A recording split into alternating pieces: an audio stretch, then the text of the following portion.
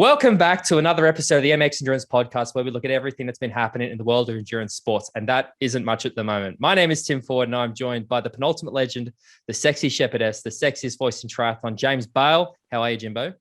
Yeah, not too bad, mate. I do enjoy my intros nowadays. I need to get one for you, really, don't I? I need to sort of throw some love back your way. But yeah, we've got a third entity with us today, haven't we?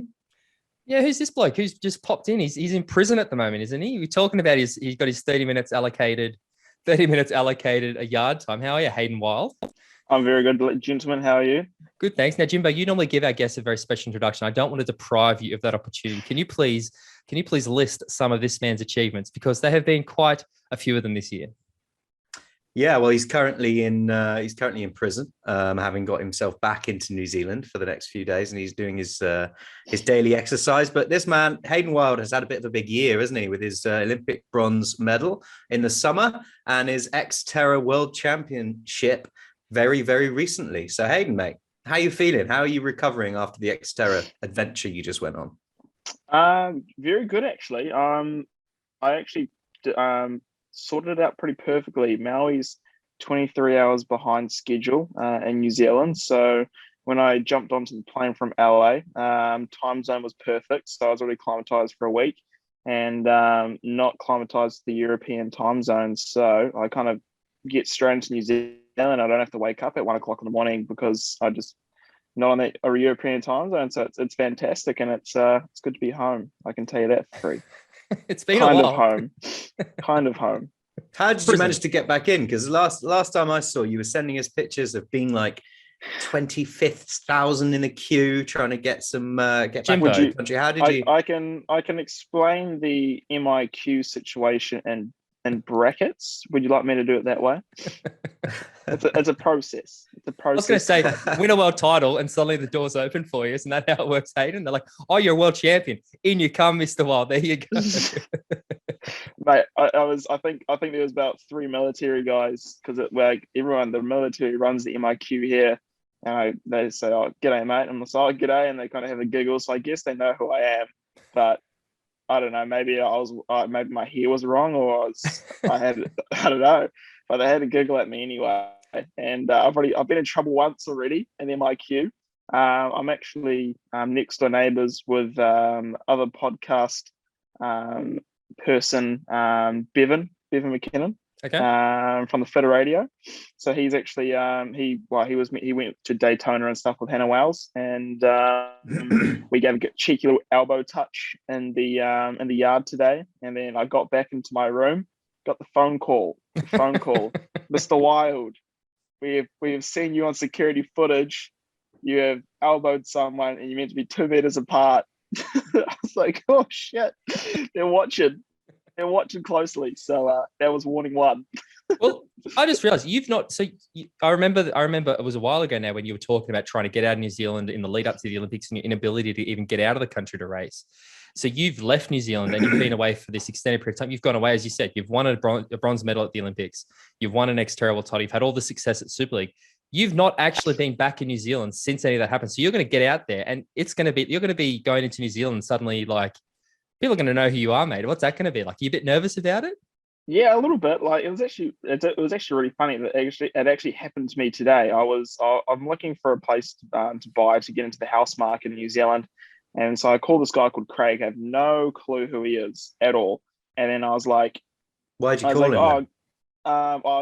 He's selling a bit of section, and he's a real estate agent. So I gave him a call, and I was like, "Oh, g'day, Craig. I'm Hayden. I'm looking for property, and I see you've got something up for grabs." Right. And he was like, "First off, congratulations on your medal. And second off, unfortunately, you just sold yesterday." And I was like, bugger. But he was like, "If anything else comes up, I've got your phone number now. I'll send it to you." So it's already happened a couple of times, which is pretty crazy. So looking forward to definitely getting home. I know there's a few excited people, my family, coaches, and as friends, and pretty keen to have a couple casual beverages in the sunshine for another New Zealand summer Christmas. That's obviously an electrolyte beverage or a nutritional beverage. Obviously, we're not talking about anything, that Body's a temple athlete lifestyle, correct? But yeah, well, have you not heard of the new protein beer from Belgium? I was waiting new for product. Okay, I was waiting for a Protein sponsor bear? plug. Sponsor plug. Come on, Hayden. Here's an I'm laying up the carpet for you, mate. Take it. Take it. Sorry, I'll be fizzing on electrolytes from my beautiful partnership with S Fuels. Perfect. There we go. Got it. Pomegranate Asahi is my favorite flavor. I'll be on that big time. This meant to be a very hot summer. Got to keep those hydration levels up. New Year's Eve, you pop the SF fuels. I love it. Mm. Well, mate, I'll be honest. I want to talk to you about that Olympic race, because what a race that was. It's probably been, you've probably gone through this 100 times, but you haven't been through it with us. I mean, you've been through it with Jim. No, not. Let's go through it, mate. Tell us about it. Tell us about that whole experience, crossing the line. Yeah, what was it like? But let's talk about the entry to the Olympics first. What was it like as an experience getting there, and it being the environment and the situation it currently is? What did that feel like? Yeah, so like I guess I was stuck in New Zealand for 2 years. From there, I knew form was good. I did a athletic season, felt real good, pumping out some great times on the track. I was doing great sessions in the pool, on the bikes. I know I was extremely fit. I know if there was, if I could get overseas at that point, because at this point we were sitting around a table with Try and Z saying, your first race might be the Olympic race in 2 years' time, and that was kind of a scary thing. I was like, man, we need a race to shake off the cobwebs, and it wasn't looking great until I really kind of really pushed to get to Leeds. So for me to get to Leeds was a pretty big push. At one point, I wasn't going to get funding for it, but then they kind of realised that, okay, there might be a review coming up probably, and we'll support this athlete to get to Leeds. So that was pretty cool that they supported me through a COVID time, because it was hard to get insurance for us New Zealand athletes as well. So when I got to Leeds, I was actually probably more nervous leading up to Leeds than I was for the Olympic Games, because I hadn't raced for 2 years. I didn't know what my form was. Yeah, I was training well, but it's so different to race fitness, so I didn't want to I was so confident in myself that I've been training so well and the best I've trained, that if I came out to a race and I just got absolutely smoked, like that would like knock my confidence down hugely. So for me, it was a massive step to get to Leeds and to race that race. And, I from the get-go, for me, the Leeds was the race that I wanted to blow up massive cobwebs. So that was just race stupid. That was pretty much my tactic, like attack when I need to attack, defend when I need to defend, and just go all out until I can't. And that worked out really well. I had a really great swim, probably the best swim I've had in my ITU career. I was only 15 seconds off the front pack, and then bridged that gap by myself solo and attacked and defended. Go on to the run with some pretty jaded legs, which is fair enough. And then about 8K to go, I blew up, but still came in with the top 5. So even though I raced stupid, it was still at that point my best result in a World Series race. So doing that race and not racing tactically for me was the whole point. And from there, that kind of pretty much told me, my coach back home, all right, we know what to do. We know what we need to do for the next 2 months leading up into Tokyo. And if I have, the race that I know I can have, it's going to be a pretty special day. So the build up, I was mostly in Belgium with my girlfriend. I was lucky enough that I actually sheltered my coach over for that 2 month build up. So my coach was with me for 2 months, 2 months out before the games in Belgium. Unfortunately, he couldn't come to the games as we didn't have enough beds in the Olympic Village for him. So we went to Kitzbühel. We did European Champs, which was a super sprint, which is I think 350 swim, 7K bike, and a 2.5K run, and do that twice over 2 days. And I did that race with probably a good 30 hours of training in the league. So going into that race fatigue, but just getting some more race experience, getting another race in before the big day. And then a month out before I went to Tokyo, I actually did a very secretly cheeky, low-key 5,000 meter race in a place called Zug in Belgium. And it was a bronze meet. I hadn't been on the track for 3 months, I think. So I dove into the deep end. It was a terrible day. It was raining, it was wet and windy, and I think it was 6th or 7th place in this bronze meet, and I ran a 13:28. I think it was 0.1 of a second off my PB that I did on a perfect day, pretty much solo. So I knew I was in form, and if I knew it was a good day, I probably could have got that 13:20. So I was like, man, this is, I'm in a perfect position 3 weeks out before the games. All I need to do now is not be stupid and just go to Girona, get some heat into me. Don't do a special magical workout. Just do what you've been doing. Don't overdo it, and get to Tokyo as safe as you can, because you've done the work and you've just got to pretty much just keep it consistent until you get there. And yeah, it was pretty surreal getting to Tokyo. Like, we had to take four COVID tests getting to Tokyo. So it was pretty. Had you been living with the fear of getting COVID at all? I mean, what pressure did that add to you? Yeah, 100%. Like, I was in Girona, and it was the point where I was, I just got to Europe, and I still didn't really know what COVID was all really about, just because, we were stuck in New Zealand, and we were literally just like excluded from the rest of the world, and we didn't really know how. We know it was a very infectious kind of sickness, but I didn't know how bad it was. So, and I didn't want to get it, because everyone was saying, oh, it lasts in the body for a week, and then if you test negative, it'd be sweet. And if some people like, oh, but I had it for like a month, and it's just like, then that kind of made you run scared a little bit. So I got myself an Airbnb, and I was in there by myself for 4 weeks, just pretty much like isolated myself and did all my training by myself, because the last thing I wanted to do was get COVID. And the one thing that was probably the biggest scare was when Yella actually got when the Yella got it, because we had it too. That's what we thought. We thought, shit, hey, they're together. They've been together. And we literally were messaging each other going, oh man, Yella Gaines got, I hope Hayden's okay, because we knew you'd been there. Like, that was literally a conversation we had. It was like, shit. Yeah. Cause I was like, I saw Katie and Tommy at Banyola's at the lakes, and I was just like, gave them a fist pump. It was great to see them, because I hadn't seen them for so long. And then I got a message from Tommy and said, Kate's got COVID. And I was like, oh, you're kidding me. I literally just saw her and had a good chat with her, and we didn't have a mask on. And I've been so vigilant, and then I've just let my guard down at this point. And then they're like, oh no, Kate, Yella's girlfriend. I was like, okay, sweet. I haven't seen Yella, and I haven't seen Kate. Now I just have to wait until Tommy and Katie get tested. But they also hadn't really been much in the squad. The JDF squad at that point were quite split.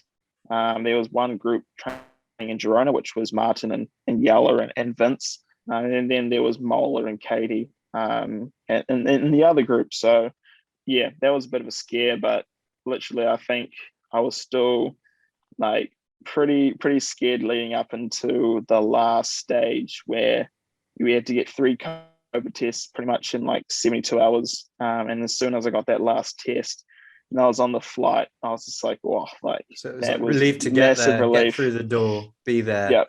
And when you arrived in Tokyo, what was the atmosphere like? What was the feeling on the ground like?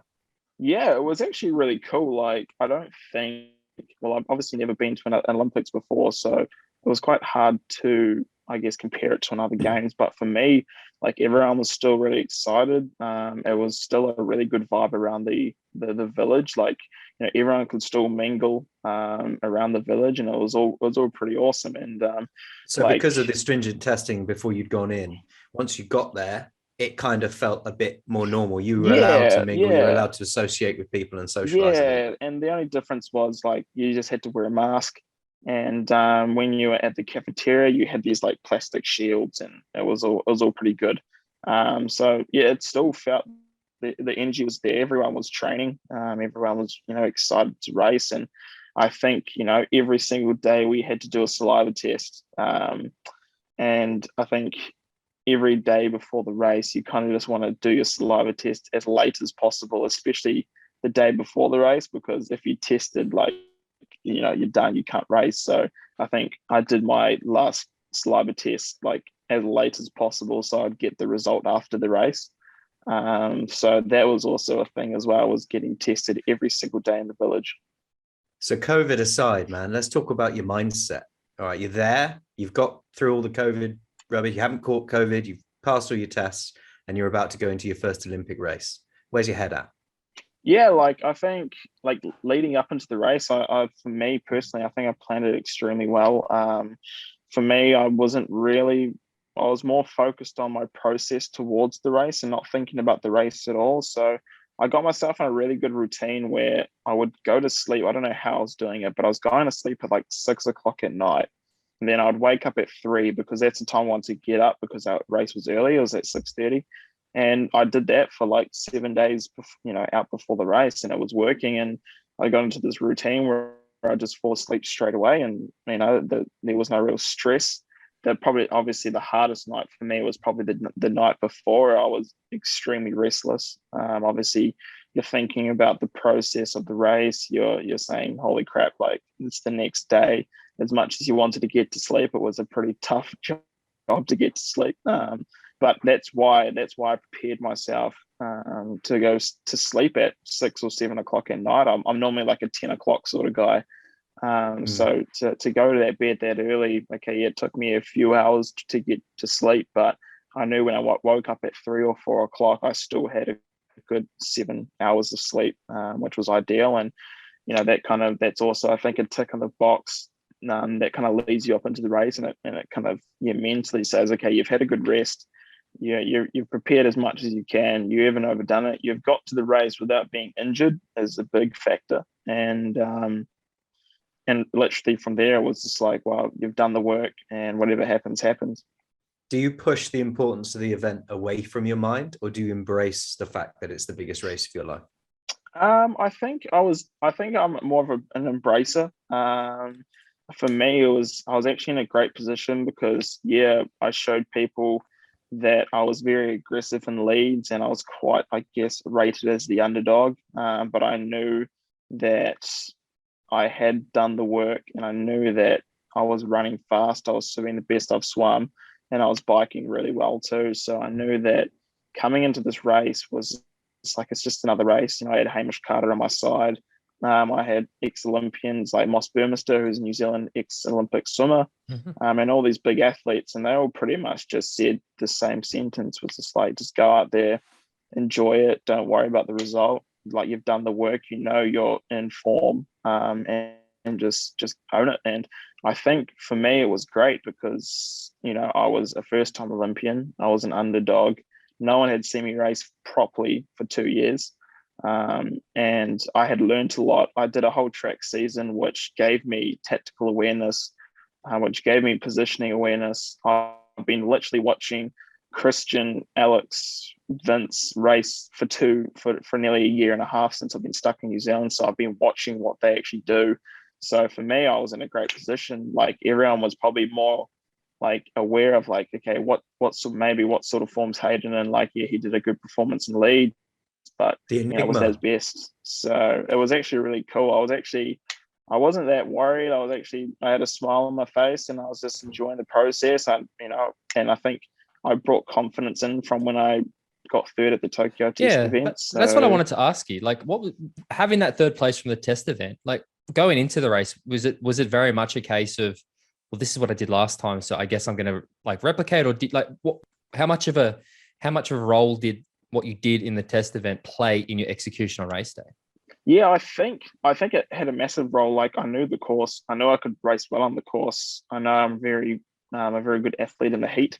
I was quite disappointed that it wasn't as hot as I was expecting it to be. So we do. I think everyone was. Everyone all did all this heat preparation, and it wasn't even hot. So I think everyone was low key a bit gutted. We put everyone put each other in pain in this in heat chambers and everything, and it just wasn't hot, so it kind of sucked. But I think it played a massive role, and I think as a personal factor, the athletes that didn't race the Tokyo test event, I think, was potentially quite a big mistake. It played a massive part. I think, like, I knew the course by heart. I knew the technical parts. I knew where I should be in a position and at a certain point, where the fast parts of the courses are, where the slow parts of the courses were. So yeah, it was a huge factor, I think. And I remember Tyler Misichuk, we were on the podium at the test event, and he's like, oh man, he just whispered into my ear, and he's like, 80% of people that podium on the Tokyo test event podium at the big day. So I was like, oh, that's pretty awesome. So that kind of gives you a bit of motivation heading into that race as well. The world really couldn't have put more obstacles between that test event and the actual Olympic finals day, though, to make it more difficult to maintain that enthusiasm from that day to that day. Did you feel like a different athlete on the finals day than you did on the test event day, because so much time has gone by and so many things have happened between then and now? Oh, 100%. Like, I think, like if I look back at the Commonwealth Games in 2018, I wasn't even on the radar. I wasn't even a blimp for the New Zealand team. Like, I was still developing as an athlete. I couldn't swim to save myself. I was running, but I wasn't running that well. I was running to get a good top 10, but nothing at all to magnitude a podium at the Olympics. So in 2019, when I had, I guess, personally for a breakthrough season, having some great results, top 5 in Hamburg, a good result at the Tokyo test event. I showed potential in 2020 to have a good result, but I think having that extra year of training and just learning as an athlete was a huge factor to my 2021 result for sure. We spoke about this a lot, James, but I think we saw that go sort of two ways in that extra year. For some people, I think it was quite detrimental to them, both men's and women's. Like, I think if you look back at 2020, if the race had happened, I think everybody probably would have put their money on Vince Louis and Katie Zaferes to win the games. And then a year later, and it was, Flora Duffy and Christian and stuff. So I think that, and then you have other people like yourself. You did podium at the test event, and again, we've been believers the whole time, but you did see like some athletes, maybe even Christian to an extent, because Christian was still sort of developing in 2019, 2020. But I do think that we saw that gap really served some people and was actually quite detrimental to some people. And man, I'm happy that it was good for you. Yeah, like I think as a young athlete, like it swayed my way a bit, because if I look at it, I started my pursuit as an on-road triathlete in 2017. So, everyone's had this, a 4-year kind of, build up to an Olympic event, but I only had 3 years. So to have that extra year was fantastic. Like it actually, like if I think about it, all the best track athletes in New Zealand on the running track came home. So we had such a competitive running scene back home. Like, it was incredible. We had, in one race, we had 7 guys going sub 4 minute mile. We had 10 guys going to at 7:55 for a 3,000. So every race you raced in on the road and on the track was quick.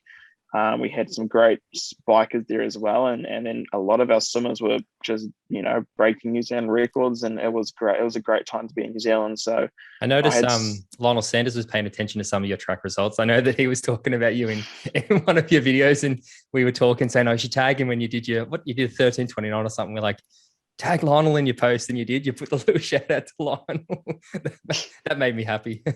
Oh yeah, obviously big kudos for him to obviously get that Canadian record for the hour, but riding around a track and running around the track is a completely different story, so it was pretty awesome to run a 13:28 on a Sunday morning in Hamilton with only 4 guys. So and you got the win on that race as well, so that was also pretty special, and to get a massive PB was pretty cool. So let's take it back to race day then, on Olympic finals day, mate. The gun goes off. What happens? Take us through. I jump in and didn't even realize there's a boat in the way. There's a boat in the way. I didn't even realize. Like, I was deep in focus. Like, I dove in. I think I was like literally like third person away from the propeller. So like the boat was literally there, but I had no clue it was there. And then I was like, oh man, I'm having an absolute blinder on the water here. Like, there's no one to my left. This is fantastic. And then I realized half the field's fucking on the pontoon. Oh, sorry, team. was just like, oh no, like I've spent some decent energy here. Like, and I was like, oh man, I'm going so well here. And then the field was on the pontoon. And then so we slowly just crawl back. And obviously, yeah, the gun goes again. I had a really good first lap off the swim. And then my second lap wasn't that great. I think I was only like 14 seconds off for the first lap, and then suffered a bit. But I was still only 35 seconds, which for me is still great. I'm normally like a minute. I think I was a minute 10 in the Tokyo test event. So to be 35 seconds back was great. But I got into transition, and unfortunately my helmet was on the ground. I lost about 3 seconds there to gather that helmet and get through, and 3 seconds was enough to miss that front group as Christian and a few other athletes got on the front and they just started charging. And I think I was 10 seconds, 15 seconds back for a good, decent lap and a half. Until then, I realized I was making no inroads, but I wasn't losing anything as well. And then I realized that there was like a little group of Harvey Gomez, Mario Mola, Gustav Eden, and a few other athletes. So I was like, okay, there's actually a decent group behind us here. That was my safe haven. So I just eased off, and I told these guys, I was like, if we can hold this gap, this 30-second gap that we have now, because I was 10 seconds, but then I was 30 because I waited up a bit. I was like, if we can hold this, lads, and work together, we could. I know that when Christian and those boys bridge up to the Vince group, which was getting close, the whole race will just completely neutralize. And then 3 laps later, we were still 30 seconds back. We were holding our ground, and then the front group got caught, and then all of a sudden, in a lap and a half, we were in the main group. Like, it just neutralized straight away. For me, if I look back at that first 20K of the ride, I probably used 5 to 10% more energy than I really wanted to use. There was a time where I was on probably just over FTP for about 10 minutes of that race at that first part. So I think that was massively crucial, I guess, to the end game of the race, which probably left me, if I had that 5 or 10% at the end of that race, like I maybe could have had something else left in that last 2K, but we'll never know. But I had to use that energy to get back into that front group. So that was interesting. I really thought I was like, because I didn't see anyone behind me, and I saw this big group, and I was like, oh man, my Olympic race is gone, just like that. What does that do to you? What is it like? What is that like in the moment? Is it something that dwells, or is it a quick thought, or like does it start to get in your head a little bit? It was low key, a little bit heartbreaking, because I hadn't seen, because the course is pretty straightforward and you don't really see too much behind you, and I didn't know there was a group behind me, and the group looked so big in front of me. I was like, man, literally the whole race is in front of me, and I've just missed it. And I'm like, I was pretty gutted, And then I saw this group. I was like, oh dear Lord, like that kind of made me think. I was like, okay, don't spend your energy. These guys are going to catch me probably. I'll just wait. And then I looked at Gustav, and Gustav looked at me, and we're just like, dude, we just got to do what we can until this race neutralizes, and that's what it did. So I was pretty happy that I had those guys in the frying line. I knew that whole group are normally the guys that just go on the front and work anyway. So I knew we had a good group and guys that just didn't sit in. So we had a really good group, and I was pretty happy with that. So you're coming into T2. What's your plan of action at that point? Yeah, so my plan of action was I'm always somehow really good at getting to the front of the race in the last moments of the race. So I got off my bike. I was, I think, second into transition, which was ideal. And that's what exactly happened in the test event. I was very familiar with how I got off the bike, and I was like, sweet, this is happening exactly like the test event. So I got into the run and just had the legs of my life. Like I think if you've ever been in that state of just that kind of that flow state, I was in that state, and everything just felt so easy on the run, and it was just an incredible feeling. Like if you've ever run before and it just felt easy, that's what it felt like, but at like 250, 255 pace. Jimbo knows all about that, don't you, Jimbo? Yeah, I spend 99% of my time in flow state. It's constant. I felt like Goku and Ultra Instinct. Tim knows that probably that absolutely. Saying, so. That's a reference I get. Oh yeah. What is this? What is this? Look at James. I should actually get a video editor edit in the Super Saiyan hair for Jimbo. So I started the run and it felt great, and I studied hard of my competitors, and I remember Christian in a few World Cups, and I remember him in Yokohama, a few months before the race, that he went hard in the last 2K. I know he wasn't going to do anything in the first opening stages. Well, I hope he didn't. But I know he was going to do something in the last few kilometers. So I just waited for that moment. But I also knew Alex was extremely dominant in leads around the corners, and he applied pressure when he could. He's very agile. He's very he's very bouncy on the feet, just like a track runner. So I was also watching and being very aware of that, as that's how he won leads as well. Was he was just so aware and so fast around the corners. He just dropped everyone, and everyone wasn't prepared for it. So I knew that was going to happen as well. So I made sure I was controlling the corners, and I was watching Christian, and we got to like halfway, and we already had like a 20-second gap. It was just us three, and I was still in this metronome state, and it just felt great. But I was also kind of like, oh, hopefully the race doesn't start dialing down, because I'm in such a state of metronome that it might be quite hard to get out of it. But yeah, the race carried on, and we had that 20-second gap, and the bell went for the last lap, and everyone, all three of us were still the same. We had a 40-second gap, so I was like, no matter what, there's this is the medal, this is the podium right here. Yeah, unless is that it? Is that the moment where you start to think, shit, I've got an Olympic medal? Like, does that fuck with your head? Fuck, are you man. like, is there any part of your racing brain that says, I've got a medal? And is there any part of you that goes, oh, you've got a medal now? Or is it always just keep fighting? I think at that point was like, okay, we're in contention for a medal here. I have no clue what won, but I don't know about the other guys, but I feel amazing right now. I feel great.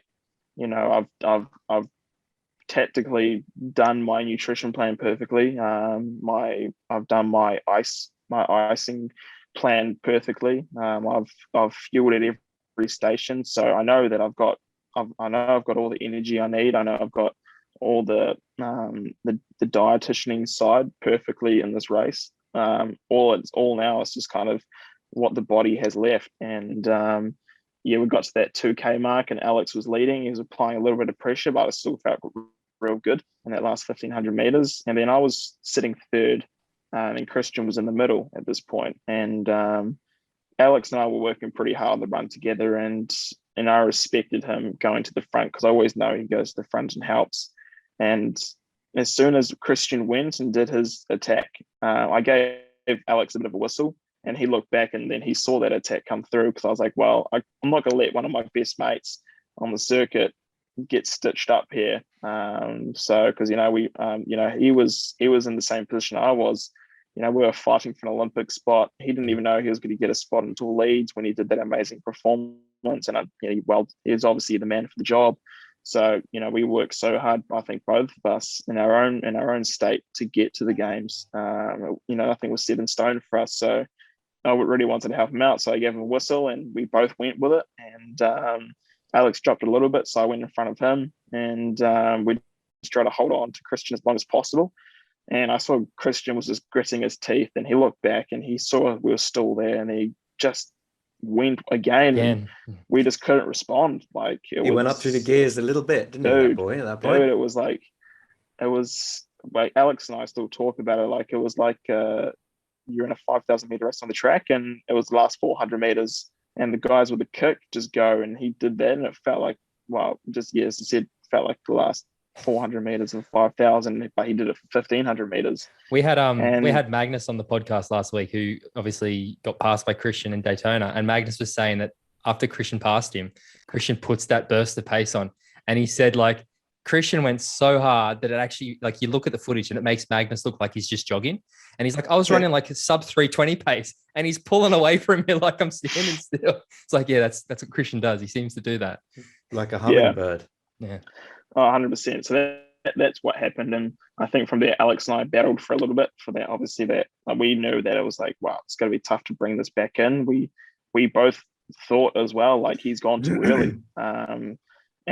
But he just kept going and he just kept going. So then it was kind of like a little battle between Alex and I for the silver and bronze. And I kind of let Alex go just a little bit because I think that mental state came in like, holy shit, we've got a medal here, boys. Like, here we go. And I think if I look back, in 2017, from a kid that was working as a landscaper for 30 hours a week and was not even having a dream. The dream was to get to the Olympics, but the reality was like, man, it's a pretty broad dream for someone that has never done an ITU event in their life. And then obviously you just wanted to go and do the landscaping at the Olympics, didn't you? That was exactly, plan. Mate. Exactly. I'd be a gold medalist. and then once again trying to, obviously I've had a couple of years in the scene and I tried to get to the Com Games, but I still wasn't even a blimp in the radar for Triathlon New Zealand. And then to then be in 2021, being on the start line, being one of the top contenders in the world, was that itself, just to be on the start line, was an unreal feeling. But to then get a medal was just like, what was that sensation crossing the line like? Yeah, that's what I want to find out. What's that feeling like? Dude, it was pretty unreal. Like, you're just like the dream of being Olympian, but then being a medalist on top of that, it's like multiplies. It's just like yes, I think I still really can't imagine it, because I think we were quite lucky as an event because we still had crowds because it was an open event. It was on the roads, so we still had a lot of people there, and it was pretty awesome. So have you got the medal with you, Hayden? Can we see the medal? Have you got the medal with you? Have you posted it? We do have the medal, boys. We do have the medal. Here we go. Show me the medal. Come on, get us the medal. And it was awesome because there's so many New Zealanders that actually live in Japan. So there was I had so many people in the crowd that were cheering my name, and it was pretty cool. And to get the medal and knowing that no one's had a medal for 8 years in New Zealand was pretty cool. So it was pretty proud of that. That's one. Incredible. That is just the coolest shit ever, man. That is. How heavy is it? Is it heavy? She's weighty. Yeah. And nice. It's made out of recycled materials I know, from Japan, which is cool. So can I, because we chatted with Christian, I chatted with Christian after the race, and he said that the overwhelming emotion that he experienced was relief. He said that he felt this pressure that he obviously spoke in a big game in the lead up to it. He's Christian likes to say a lot of things, as Jan has said in the past. He backs it up, but he said that he felt this relief. Did you have relief, or was it just all positivity? I think for me it was just all positivity and over expectations, because I guess for me, like, I'm from New Zealand and I've got my brothers to keep me grounded. So I don't like talking a big game at all. I like to let my racing be kind of the volume. And I talk to my coaches that I'm feeling fit and I think I can take this race. But yeah, for me personally, I just like to let the race kind of speak for itself and not be a social media clown, I guess, personally for me. So for me to cross that line was kind of over expectation, but knowing deep down also that I knew that if everything aligned well, I could have a damn special day out there. And I think leaving New Zealand, I was like, man, I've got the goods here personally. I just need to put it all together. And that's the biggest thing. I think everyone's so similar in racing, but to put it all together on the big day is what it comes down to, really. And I think for me, being such a relaxed personality, and I think this race not really getting to my head too much was one of the biggest things. And I think being a first-time Olympian, being a young athlete, which kind of causes a lot of I guess unknown for the athletes that have massive expectations from their federations and all sorts. This kid coming from absolutely nowhere is an absolute pest, and he's just the way he races is aggressive and just upsets the court, the standings of the race. That I think is how I guess thrived in Tokyo, was just race how I normally race and race aggressively, because I think a lot of the times coming into the big races, a lot you conserve a lot, and I think that's, because you don't want to mess it up. You've done the training, but it's such a big race, and I think mentally everyone holds something back in a major race because they want to leave it to that last second. But for me, I was like, well, I'm just going to go full send and see what happens, and that's what happened. But also going full send and being smart about it, and I think it worked. That was my game plan, was be tactical, but still always be in the front of the race and make it look like you're controlling it, and just put those into play, and it seemed to work. You just touched on the fact that you loved going in as the underdog and not having a lot of pressure and just sort of dwelling in the background or whatever. Those days are over. Yes. So those days are over for you now. I think that you probably experienced that going into Super League. I know that there was a lot of focus on you going into the Super League series, but I'm not done with the Olympics because I do want to keep talking about it. But yeah, I was going to say let's not move off that yet, Tim. No, but I'm not. But I just want to know, like, have you already adjusted to that? Like, is that something that you're learning to deal with, or like that shift of okay, I cannot fly under the radar anymore? What's that like?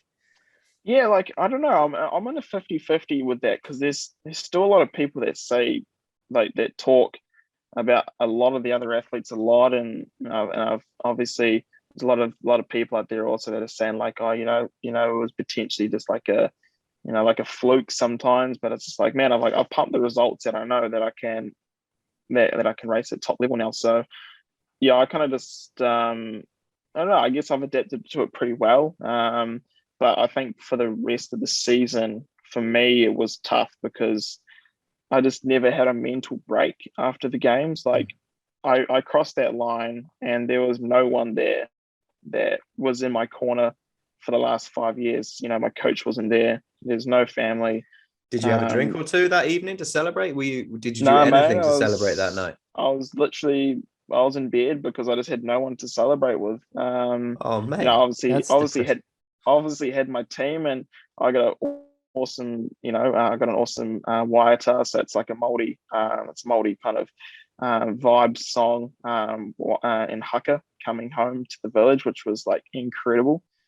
For like a New Zealander to get a haka performed to you is like it's kind of like the biggest privilege for us. So that was awesome. But yeah, for me, I just kind of just went back into the village and just had a quiet hot chocolate, and off I went. Well, I want to talk about something, because I actually think, forget the racing, there was a moment at the Olympics that I actually think is one of the best moments of a sport I've ever seen, and it was you giving Christian a hand, because Christian was in all states, he was in all sorts at that finish line, and the camera was specific. And again, I really mean this, Hayden. Like, seeing you being there, helping him up, put him in the chair, like making sure he's okay. Like, this is something that me and James have discussed a lot offline, and we discussed with a lot of people offline, and I've heard a lot of people in the sport have talked about, like, what a moment, mate. And just talk about like showing your character as a human, let alone as an athlete. It was an incredible moment, mate. And I really think you deserve so much praise for how you conducted yourself in that moment, because it was fantastic to see. Yeah, like, Christian completely buried himself in that race. I think everyone did to get the best result they possibly could. And like, I think there was no thought process in helping him at all. It was just, I guess, the sort of person I am, and I saw he was needing help, and it was quite fascinating because like there was so many staff around, and I tried to help him up, and they're like, oh, no, you can't help him, like, it's COVID regulation. I was like, oh, stuff that, like, the dude needs help, man. Like, the dude needs help, like. Yeah. So it was just like a thing that I didn't even think twice about. Like, I'd do it for anyone. I wouldn't, obviously he won the gold medal, but I would do that for anyone if you were first or last. If it's just, I guess, my personality to help people out. Like, I wouldn't have got to where I was today without help. So I guess I've just been brought up as helping people. So he was in a bit of a state, and there's a couple radio stations where he was like, mate, like, you looked absolutely fine, but the guy that was on the ground that won the gold medal looked like he aged 50 years. Looks like he's had it. Yeah, he certainly does. But like, what are those moments like afterwards? Like, this is the thing I find so fascinating. So you've finished the race. It's starting to sink in. You're around the other guys. Like, what's that? Let's say that hour after the race is over. What's that like? Is it straight away media crazy, or is it this just like moment to be like, fucking hell, like I've just done something incredible? Like, I find this so fascinating. Like, what is that experience like for you? Yeah, it's a bit 50-50, I think, at this games, because like I was just like, man, I've got no one in the crowd. I'm just gonna go and find someone that I know, who was a guy called Sam Mayhew. He was our doctor. So I was like, he really helped me when I was in the village for a week when I didn't really have many people to kind of talk to. So I was like, that's my guy. I'm going to that dude. Yeah. And then you're the guy. You're the guy. Tequila. And then, yeah. and then it was a cool moment where Tommy Severus, we've got a really good relationship. I saw him up in the crowd doing the photography, and we kind of looked at each other. And that was a pretty special moment as well. If you knew Tommy's background, he's got a real good background with New Zealand athletes. Bevan Doherty kind of nurtured him from the beginning and made him, as a triathlete from an ex-swimmer. So he's got a lot of passion for the Kiwi athletes. So that was real cool to see him there. And then straight from there, it was like smack boom, straight into media. You had Sky, you had everything. You had the New Zealand Olympic Committee. And everything was going pretty crazy. Actually, one of the commentators from New Zealand knows my family from Whakatane back home, so they gave me the phone. It had my mum on it, and everyone was going crazy at the local fishing club, the Whakatane More Fishing importantly, Club. I think I rang you as well, didn't I? I think so. That was the highlight, wasn't it? Obviously, that was the highlight. Clearly, yeah. So I was like, drop everything. It's James Bale. Jimbo's on the phone. Were you legible, Jimbo, or were you frothing, mate? How were you, Jimbo? Could you understand him, Haydos? We'd had a watching party at home with a load of people that we could get together, and most of them weren't really triathlon fans because COVID times. So I just was gathering friends that were nearby, and we all had a barbecue, drunk beers all day, and watched the Olympic finals, which I think started about 10 o'clock UK time. So it was nice. It was well late in the evening by the time it happened. And I had most of my friends were sitting around going, that guy that just won, he looks like a darts player. He's not a triathlete, is he?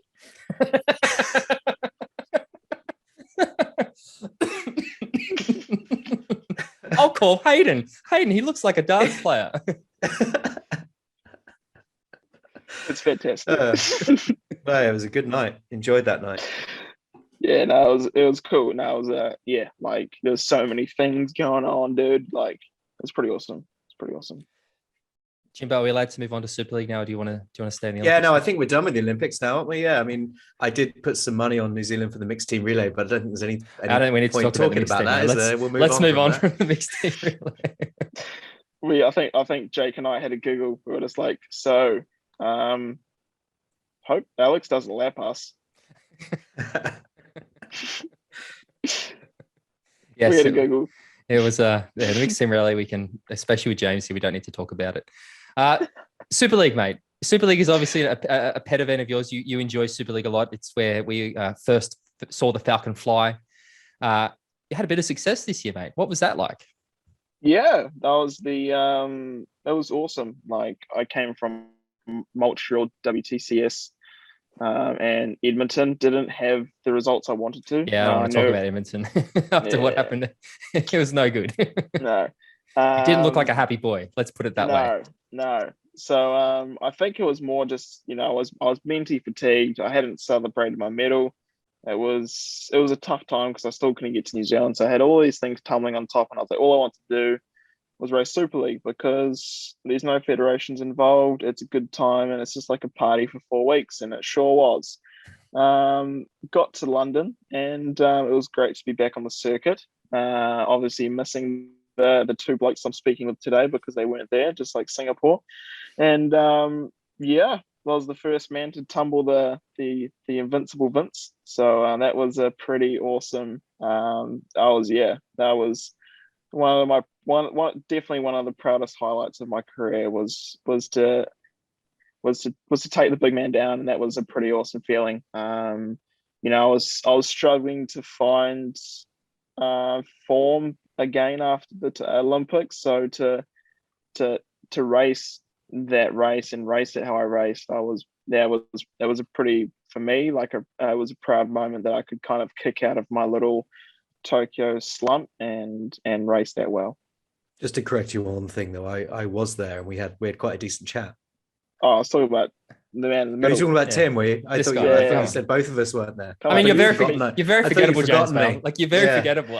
Mate, we I were forget. know you featured on PTO and you're all on the cameras with your little hat. And you're also with your little hat in London as well. We were having good chats about you at the PTO, weren't we, Hayden? I remember that. That was very good. Look at this wanker on the camera. The head like this, you need to just take a hat on the chin sometimes. Dude, I hope that guy's got sunblock on because man's gonna get burned. And then, I mean, we know how the thing went, but one of the highlights for me, and again, didn't work out ultimately that well for you, but I think that Jersey race is possibly the best triathlon I've ever watched, maybe ever. I think it was so incredible.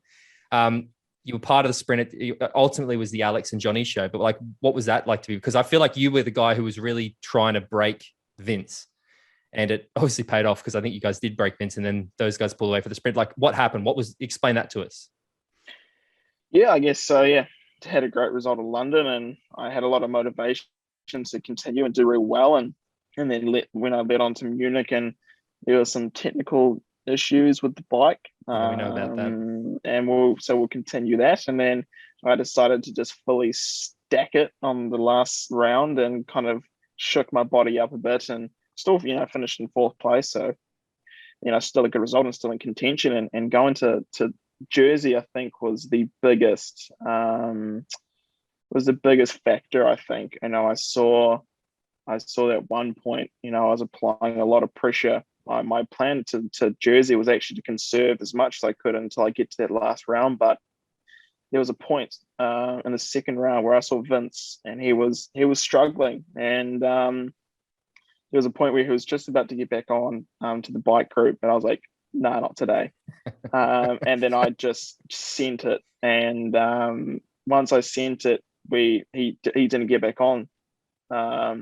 And from there, I was like, okay, you're just going to go full send no matter what. For me, I looked at it as I don't really care what position I get, but if we can get as many of the big guys out of the picture coming into Malibu, it sets you up quite well. So, like, no matter what, I knew that going into Malibu, if you get a top 3 in Jersey, like, all you need to do is win the race. Like, it doesn't matter if you get first in this race, it doesn't matter if you get second or third.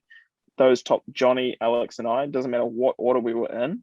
If we're all on the podium, it all comes down to Malibu. So for me, if I could get Vasco out of the picture, if I could get Vince out of the picture, I'm a happy man. So we applied pressure, and unfortunately, obviously, didn't have that short shoot for Jersey, and obviously got 3rd in that race. So pretty stoked. And do you think you went too soon in Jersey? Do you think you went out too soon on that final bit? Well, I saw Alex fumble his shoes a little bit, so I was like, "Bugger it, I'm going for it." And then I just went full send, and I was like, "Well, I'm gonna race like a normally race and just race bonkers. And if you want to win this race, you got to come catch me." So, I applied as much pressure as I possibly could, and I think if Johnny wasn't there, Alex wouldn't have, because Johnny was behind. Johnny was behind me, then and then Alex was behind Johnny. So I think if Johnny wasn't in that middle ground, Alex wouldn't have had that. Obviously, Alex would have the motivation to catch me, but he wouldn't have had that motivation to catch Johnny as fast as possible. And then those two both used momentum to catch me. And then it was obviously the showdown the last 300 meters, and I got my doors blown off in the last 100 meters. But anywho. It was good to watch. I'm sorry to say, it was very good to watch. It was great, it was exceptional viewing. I just relived the Jersey thing, and Super League always put it on their Instagram, and it's always about Johnny and Alex. Johnny and Alex was like, "Dude, there's a guy here." Like, hello. I did pretty well in London. Yeah, like, come on, guys. Anywho, going into Malibu, that was pretty awesome. For me, I thought I had the advantage because it was a sea swim. It was on the sand, and that's, coming from New Zealand, it's fantastic. I'm very used to a very choppy scenario, but for me, I think I just had, it's all about the luck in the open water, especially on the surf. And I just got no luck. I got no waves coming in, which was unfortunate, but and that's what it is. But yeah, that was a pretty awesome race. Like when I didn't realize Martin had the short shoot, so when Martin took the short shoot in that last leg, I was like, oh crap, we need to chase this dude down. So I just went as hard as I could, chase him down, and I was like, well, do I have to sit on him or just go through him? I was like, bugger it, I'm just going to keep going, and if I can get the advantage into the last corner, like, you've pretty much dead set got the race. But I think there was a point in the last 100 meters last 300 meters where I lost a little bit of focus, and I just let the other guys pass me, and I shouldn't have done that. If I held strong to that last corner, that last U-turn, and got the advantage going into that, I probably would have won that race. But I lost focus. And can I ask about that? Yeah. Because you talked about Alex being very aggressive on the corners and using the corners really well in leads, and like taking that into Tokyo. Was that something you were going into Super League? Is that the sort of thing that is in your mind? And when you say you lost focus, is that the sort of thing where you're like, shit, I actually gave Alex the opportunity to like attack? Like I knew he was going to be that this is a sort of course he's good with, because there's a lot of U-turns, a lot of tight corners, and I wanted to get to that corner first. So that's pole position, man. It's like F1. That's missed that. That's your spot. And if you get that, you've got that leading line to the first corner going into the chute, and just lost focus, and that was it, and it was game over. But still proud to really apply that pressure, and to get kind of Johnny out of the scene in Malibu in that last kind of part, and we just really worked hard. And then it was obviously down to Alex and I, and whoever crossed the finish line in front of one of us. If Alex beat me in any position, he got the win. If I beat Alex in any position, I've got the win. And then same with Johnny. If he beat one of us, he got the win. So it was down to that little tactical error. But if anyone was going to beat me, I was happy it was Alex, because him and I think I've just got a lot of respect for the guy. And it's same with the Olympics. Like if there's any dude that I wanted to get beaten by, it would be him, because he's just such a guy. He's just a nice dude. And what he again, I love the fact that, as you said earlier, like in the lead up to Leeds, it wasn't even clear if he was going to the Olympics. He has that performance in Leeds, wins the race, goes to the Olympic silver, gets the gold in the mixed relay, and goes on to the Super League. Like, what a year! Like, again, it makes me so happy to see that progression that he's had this year. It's so well deserved for such a class athlete. Like 100%. Like he deserves everything he's got. And just I guess obviously with the Brownlee effect is so powerful in the British Federation, that I can kind of see from an outsider. And for him to step up and perform how he performed in Leeds, and then obviously onto those other races, was like, that took like, those are some big shoes to fill, and he did it as best as he could, and you couldn't really fault what he did in any of those races. Now, can I ask a question? Because I saw a bit of content that was produced in Malibu with yourself and Lucy Charles-Barclay on the beach asking 20 questions. And I'm curious, like, how heavily did they edit that? Because I assumed that a lot of the answers to your questions were actually James Bale. But when the video came out, there was no mention of the big man. Like, how heavily edited was that content, mate? Because very, like, about 99%. Yeah, I thought so. I thought that was the case. So you got your Olympic bronze medal. You've done all right at Super League. You had a fairly good Super League series. What point does it pop into your head that you think, you know what, I'm gonna do a bit of Xterra at the end of the year? It popped into my head when I couldn't get home. Pretty much, my goal, my ultimate goal was to do the Olympics, do the World Triathlon, and then do full circle and finish in Xterra in Maui, where it all began. And that was my goal in 2020. But obviously COVID hit, and it was tough to get a mountain bike at that stage. And somehow all stars aligned. Also forgetting my race in Abu Dhabi, because it just had an absolute shambles of getting robbed, passport issues, flight issues, and jellyfish issues.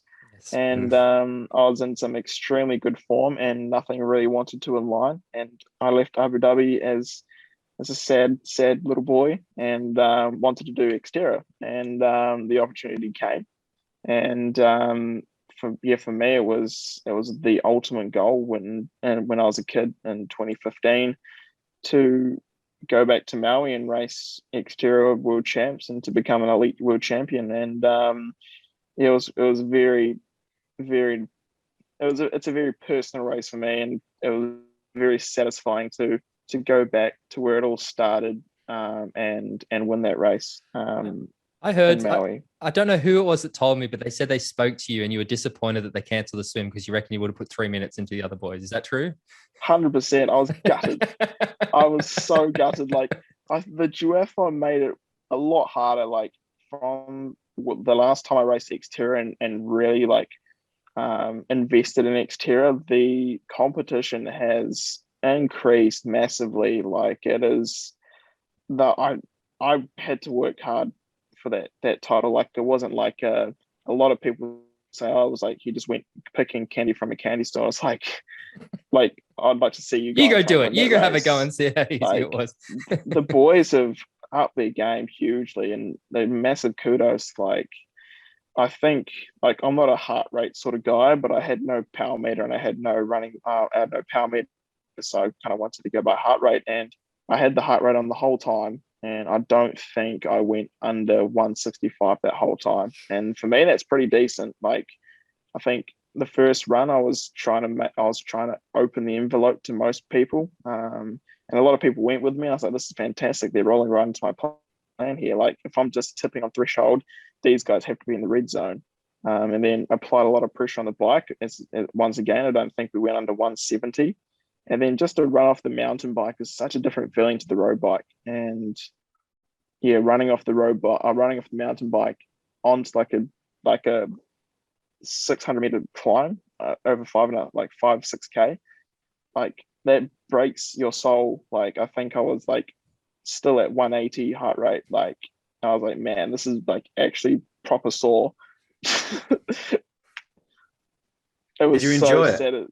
Did you enjoy it? I loved it. It was Xterra is more than just a race going into it. It's so tactical, like, with tire pressure, with tire choice. Like, it's way different to ITU thinking. You've got to think outside the box. Like, for me, I was like an absolute, like, I was like Mr. Weather Reporter at .co.nz all over this. Like, I was talking with like Flora Duffy's husband Hugo, and we were like trading like weather reports, and we came to a conclusion that there was going to be no rain whatsoever, which we were correct until the last 10 minutes of the bike.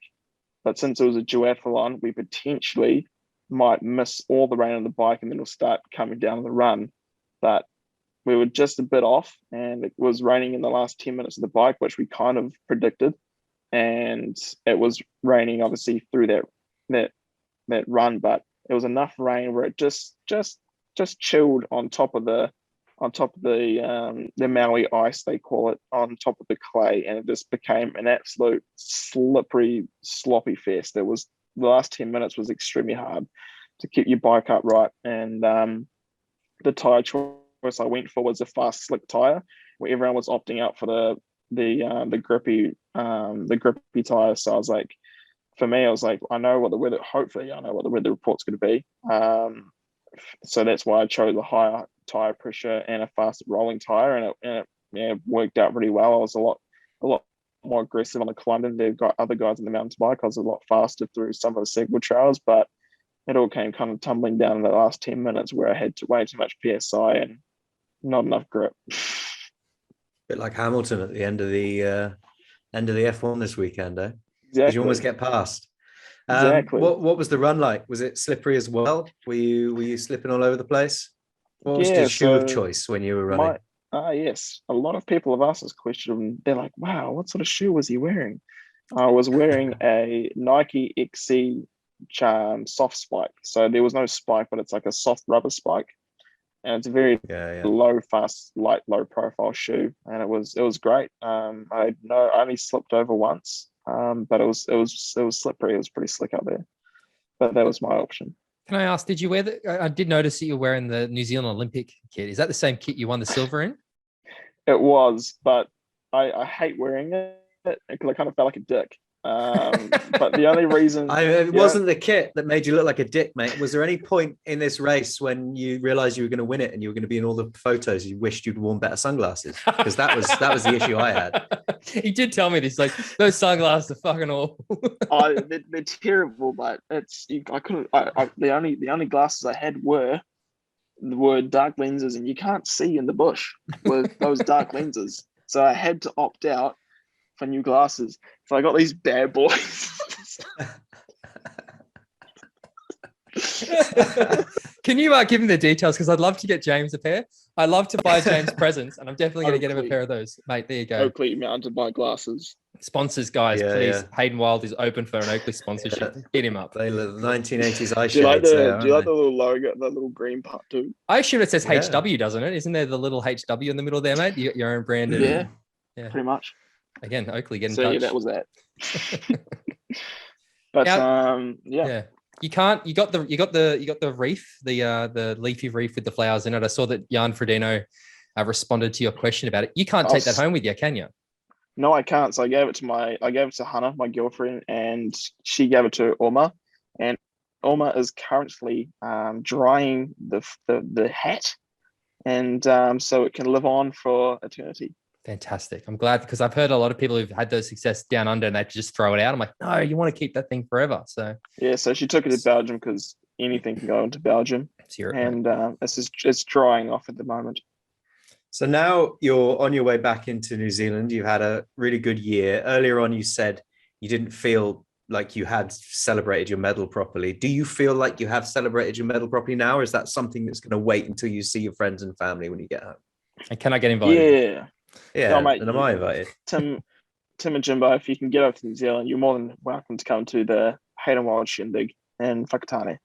That's good. But I still don't feel like I've celebrated it, and it still feels like it hasn't sunk in yet properly. So when I get out on the 17th, I hopefully will have a nice reunion with the family and the coach and the team, and Whakatane, look out. Open a couple bottles of champagne and get speedy. Please Please wear those out that night, because we want to see photos. I want to see you tagging James. In the New Zealand Olympic tri kit and a pair of those. Night out on the piss with Hayden Wilde. Ideal. At least you're aware of it. At least you're aware of it. That's the good thing. Imagine if we had said that he's like, what do you mean they're my favorite glasses? James would have gone like, yeah. No. I'd have stood by my comments, mate. Yeah, we're all friends here. Hayden, the other thing I'd love to get your opinion on is obviously Christian, and when he won the gold medal, won the world championship, and that wasn't enough for Christian. He had to go and do an Ironman, and a lot of people were saying these guys don't understand the distance. These guys don't know what they're going to do. They're going to pay for it. They're going to suffer. I think that they didn't. I think they've both Christian and Gustav have proved that they're pretty good at the long course stuff as well as the short course stuff. As we've also seen, Vince recently made his 70.3 debut. Della Gaines did a 70.3. I know you've done some 70.3s, but for you moving forward, do you see yourself, is it just 100% Commonwealth Games, Olympics? Are you going to defend your Xterra world title? Are you going to start dabbling in long course? Like what do you see, based on what everyone else is doing? What do you sort of think is your path forward? Pacer at sub 7? Yeah. So if I get a big enough paycheck, yes. But anywho, like for me, I came from a long distance background. I've done coast to coast, if people know what that race is. I've done 2-stage races. I've done 48-hour races. I've been to the dark side of the long distance. So I see myself going back for sure. I feel like I'm quite a robust athlete and and I can kind of chop and change from, say, the Xterra courses to a 70.3 to a Olympic and sprint. So yeah, I see myself after I was actually very tempted to race Tauranga half but unfortunately, I don't think the stars are going to align just with a couple of weeks, obviously, in MIQ and struggling to get a TT bike over to New Zealand, which is just, it is what it is. And then, yeah, so I think I won't be able to race that race, but hopefully if I can get something sorted, I'll be trying to line up, I guess, at the end of the year after Super League and World Champs as potentially a 70.3 World Champs awesome. as well. And yeah, I'm just like a horse, just like a like a breeded horse racer. I just love racing, and I love different challenges and different events, whether that's an Xterra, a 70.3. Definitely will dabble on Ironman one day, but not right now. And yeah, I'll continue my Olympic goals, and hopefully go to Paris, and then and continue it into maybe one more campaign. But yeah, like for me, like I guess the triathlon world is my oyster, and I'll keep racing any sort of distance and discipline and all sorts until I am in a wheelchair. So happy days. So is there, do you guys talk amongst yourselves much? Like, is there much, because as I said, we're seeing a lot more, especially in the men's, we're seeing a lot of the short course guys dabble at that middle distance and a little bit now at the long course stuff. But like, are there conversations amongst you guys about it or not really? Yeah, like Martin and I always giggle about, like, I really want to do Ironman World Champs when it's in Taupo. Like, I was born in Taupo and I'd love to do it there. That'd be pretty damn awesome. Like, there's a lot of, you can't just go up to someone and say like, oh man, I've got a World Champs in my backyard. Like, that's pretty awesome. So yeah, I think that's the year that I'll probably really focus on. A 70.3 would be that year. But yeah, there's a lot of chat. Like, I know Martin's thinking of going long soon. Vince really wants to dabble in it. I know Richard Murray really well, and he hates long distance. So I don't think he'll ever go. And then yeah, there is a lot of talk, and you can, as you saw, like there's so many ITU athletes are saying, I think, the status quo years ago was like, oh, you don't want to do a 70.3, you're just going to get slow doing that. But now everyone's doing it just for training, or just make 70.3s faster. Good... That's the answer, isn't it? Exactly. So yeah, like I think you'll see a lot more people on their off seasons dabbling in 70.3 just for a bit more, I guess, race endurance. You've obviously seen Yella and Vince now. But yeah, like I think it's a new event for ITU athletes to explore. And I don't know if it's, yeah, like I don't, if you look at it, it's only like an hour longer than Olympic distance, and it doesn't really take it out of you as like a lot. So I've got no issues of going half, and it's great to see other athletes doing it. Get yourself a TT bike in New Zealand, mate. How'd you end up without one? What happened to your last one? I don't know. Some bald-headed monkey stole it. That poor bike. Has it actually been outside since it got shipped to the UK, Jimbo? It hasn't. It hasn't been ridden, mate. It just hasn't been ridden in anger. COVID happened, didn't it? So it just sits. That poor bike, Hayden. What have you done, mate? What have you done? Bad sale. Well, look, Hayden Wilde, it has been an absolute pleasure to get you on. Thank you for your time. Thank you for making the sport exciting to watch. Thank you for talking shit with two guys whenever they want to on WhatsApp. We always appreciate it.